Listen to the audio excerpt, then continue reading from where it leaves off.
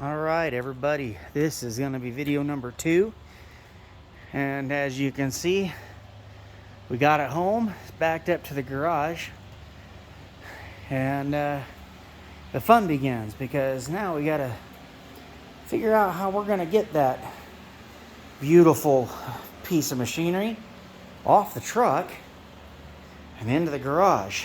Now, I've got an idea that revolves around disconnecting my winch, running it underneath, running a 20-foot strap from the front to the back, and then slowly winching her back using that strap and the winch. So that's currently my idea to go forward. And I have a come along to slow it down. So I'm going to do a couple feet at a time. It's a really slow winch.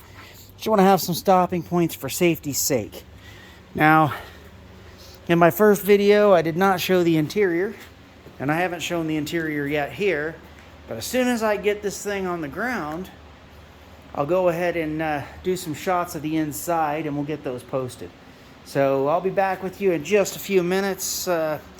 Maybe we can record the unloading.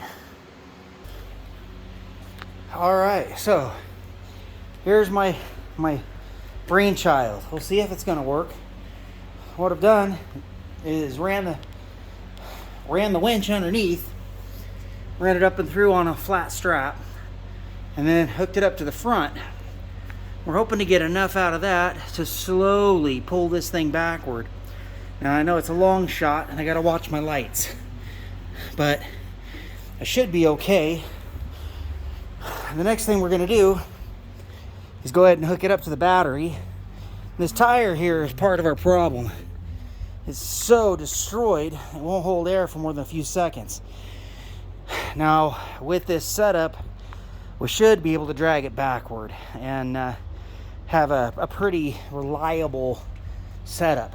But we'll do it in stages, and once I get the back tires onto the ramps, I'll start filming again. Wish us luck. Okay, so we got our back wheels onto the rails now. Wants to come down really fast. So as a stopgap, at first I was trying to use come along, slow it down, but it wasn't working. It was too short. So I've rigged up a pair of straps. Now these are 1.5 inch straps, and they're pretty hefty. I got a pair of them here, and what I'm doing is loosening them a little at a time to let it go, and it'll drop. As soon as I let go of one, it drops it to the next one's level. So we're stepping this down nice and slow, doing it that way. But I run into another problem. This tire, because it's so flat, it's trying to turn.